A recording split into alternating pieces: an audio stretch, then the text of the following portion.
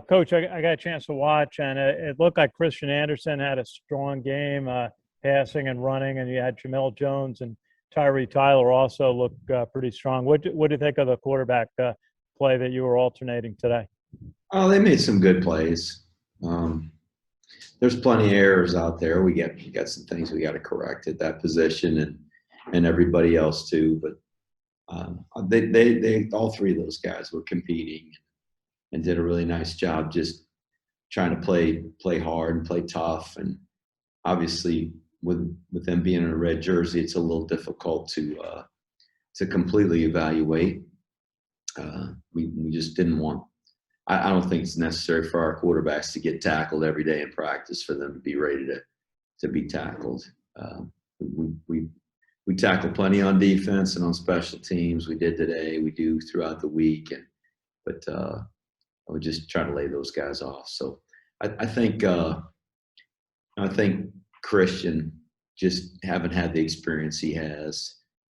He goes in there. It doesn't matter if he's the first guy in or the last guy in. He just does a solid job. Tyre has improved tremendously, as has Jamel. Jamel has the least amount of experience out of the three, but just really impressed with how much he's improved. But again, Ken, we got 2 weeks to go, and I'm glad we're not anywhere near where we need to be.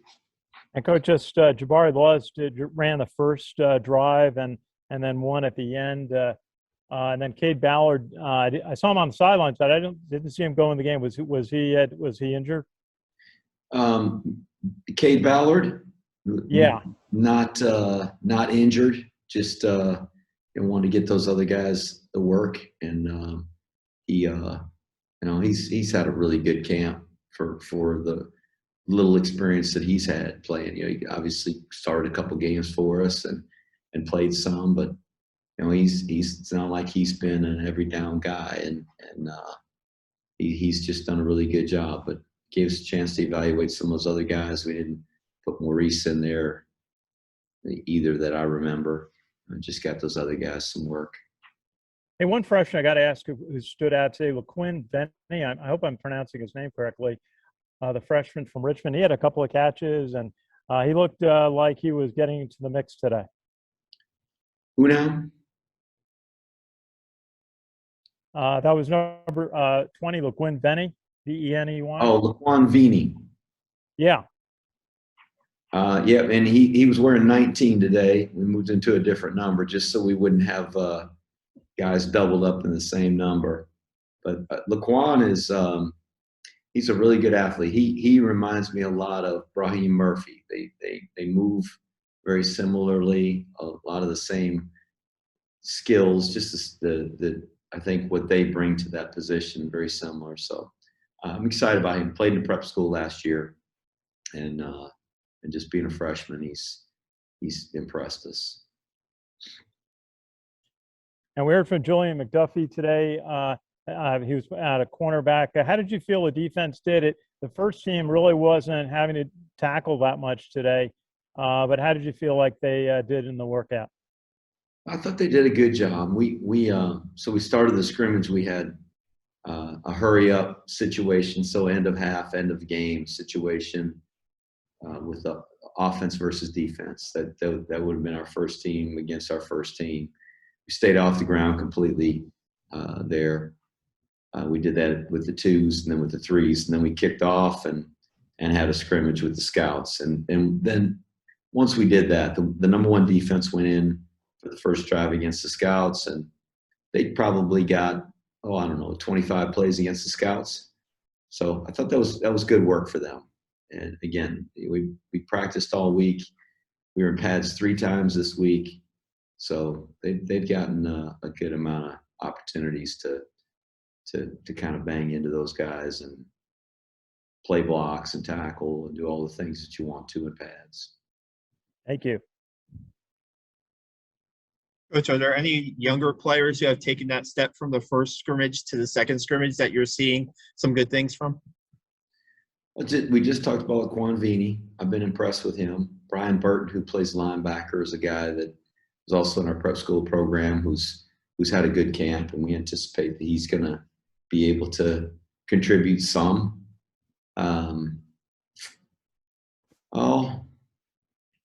There's a guy named Max Domenico that probably surprised us. He's a high school quarterback. We brought him in as a safety. He's a direct freshman, and he's done some good things, and kind of got himself in the mix on special teams and a down the line guy at safety. So that's been good to see. I'm trying to think if there's anybody else. Probably not at this point, but there's some guys that I think will have a chance before the season's over. But those three guys are probably guys that, at least in the first ball game, whether it be on special teams or a snap here and there, to be able to contribute. A lot more of the guys that are current sophomores, Sal, just went through the freshman year with us last year and kind of made that jump this year. Gotcha. Can you talk about the competition at guard, and is it still kind of the three guys competing for two positions, and what that's looking like a week later? Well, I think right now it's probably Dean and Noah. Mason Kolicek hurt his knee last week in the scrimmage, and he's going to be back. It's probably going to be another week, maybe two. It might be right up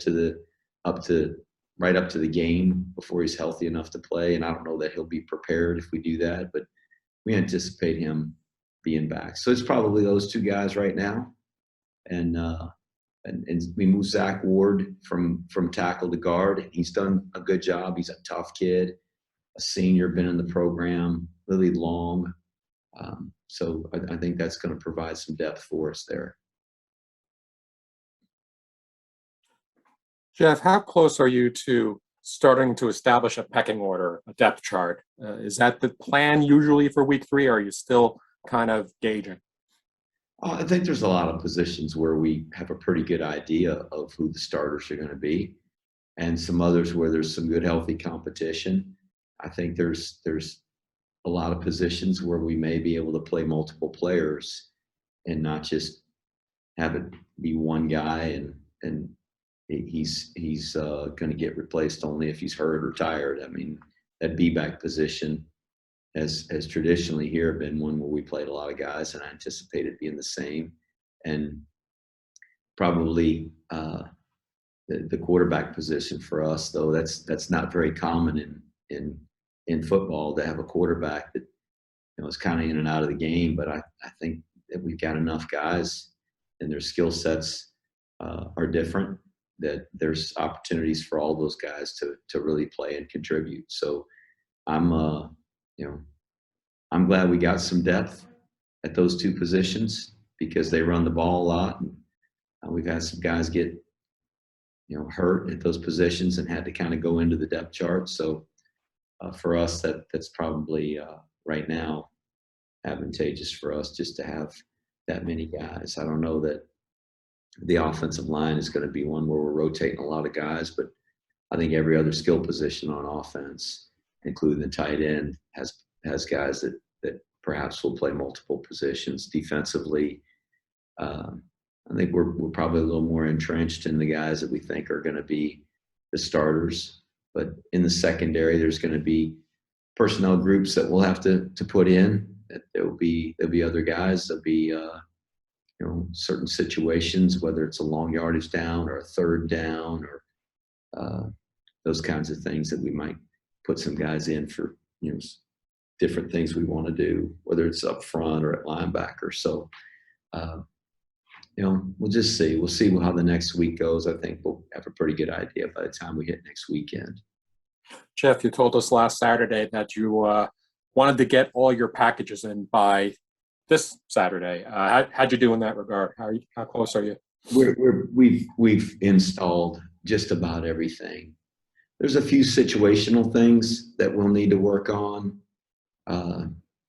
Stuff like when the other team is punting and we want to keep the defense on the game or in the game, and play what they call punt safe, where they just line up in in a defensive alignment.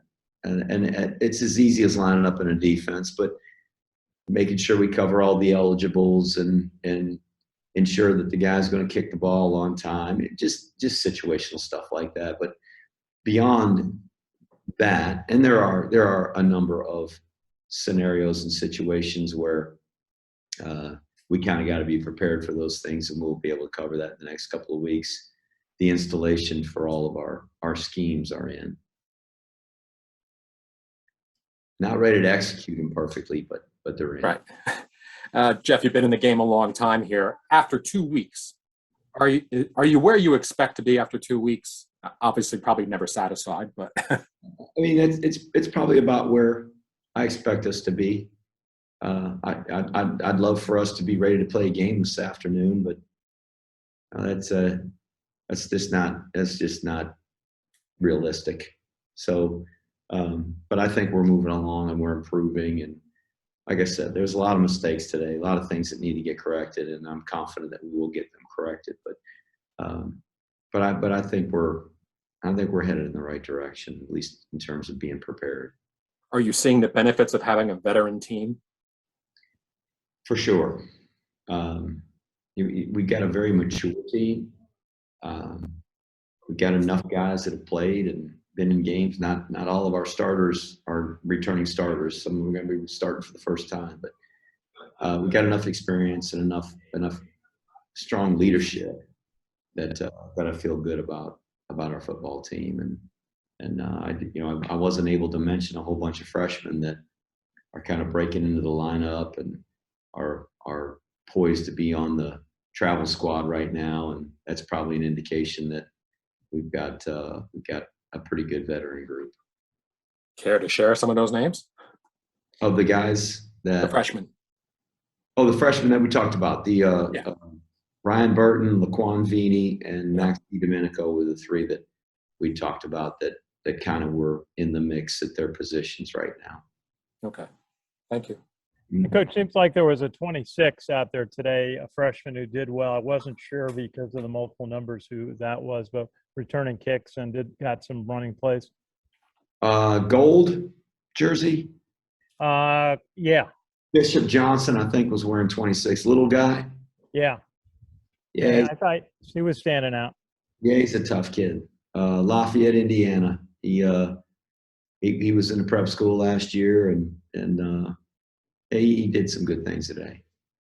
I think really standing out today was Raheem Murphy had a pass catch from Christian and a number of plays down the line. I didn't see Tyrell Robinson out there today. Was he in the mix today? Oh, he was. He played some and played early, and we just held him. There were some other guys that we didn't play a whole bunch and didn't feel like they probably needed to. So he got in the 1 minute situation and played some snaps early, and then we pulled him. And you did a lot of punting today, and certainly when Zach Harding was in, you could tell his punts almost are a signature. And then you had the freshman Matthew Rhodes, 99, got a few punts in today. How did you think the punts went today? We punted 3 times with the gray group, or with the white and black jerseys. That was 3 times too many. I was hopeful we didn't have to punt at all. I was hoping maybe we'd have to just create some punt situations, but give the Gold Squad some credit. They stopped our offense 3 times. 3 of the first 4 times we had it. So it's just good to get that work. So for the Scouts, the Gold Squad, they punted a lot more. And but I think Matthew Rhodes is got a really good future. He's got a long build, much like Zach Harding, and I think Zach is one of the best players in the country. I've nominated him for All-American awards, and I think he's an NFL prospect. He has got a tremendous leg, really good operation time. And he's just a really, really good player at his position. He might be the best player at his position on our team. And on place kicks, Cole Talley had a PAT on the Tyler touchdown. And How is Brett Morinsky? I didn't see him try any field goals today. He tried a long one last week. How do you feel his game is shaping up? Quinn's done a good job. I'm really happy with Cole Talley. After sitting out last year, he had a good kickoff, went deep into the end zone, gets really good lift on his PATs and field goals. Morinsky had a great kickoff today. Put it down on the goal line, out on the numbers, really great placement. Had a couple of PATs. One was a little bit low coming off, but he's improved. His leg is stronger. So I'm happy with those guys. We had a freshman, Trey Granati, had a really nice kickoff today. So it's been a pleasant surprise to see those guys kind of come back and be better than they had been the year before. Coach, how's the inside linebacker position alongside Eric Smith playing out? Is it still Spencer Jones at the lead there, or is anybody challenging him for that spot? It's Spencer right now, and Spencer's a little dinged up. He didn't practice today. But Brian Burton is a guy we're really excited about, the freshman who's coming along. We moved Leo Lowen and oh gosh, why is this slipping my mind now? Maybe Hamilton Baker or Hamilton Baker, thank you. Daphne, Alabama. Hamilton Baker moved from safety to inside. So they're really learning. They've been there 2 weeks. So they're learning. And if Kamante Yao can get healthy, which he's really, really close. He's been practicing, but just not full, not tackling to the ground and those kinds of things. He'll provide some veteran depth there as well. So right now it's Eric and Jones, and then we're going to kind of have to figure out who's going to fall into place below them. Jeff, what are you going to be working on the next 2 or 3 practices? What's the focus now? And just now that we've got everything installed, just trying to be more efficient and better fundamentally, and just the execution of the plays and the calls and the special teams plays that need to be the bread and butter of what we do. I mean, it's hard to be perfect at everything, and we don't want to have a playbook in any phase that's so complex and so diverse that you're not good at anything. And we just got to get good at the things that are most important to us and have brought us success in the past. And so that's all we're going to do. We're just going to do the same stuff over and over and over and over again, and try to continue to improve at those things and hope it'll be good enough. Jeff, it sounds like things are coming along as well as to be expected here. But after 2 weeks, are there any real concerns for you? Injuries. Some guys that I mentioned, just being out and not being full speed. That's always a concern, trying to get guys healthy, trying to keep them healthy. And I think probably just the fact that it's a different team, and we don't have all the same starters that we had a year ago. So learning to play together and coming together as a team and playing good football as a unit. Those are always things that I'm concerned with, and probably won't know just exactly where we stand and how well we're doing that until we play somebody else.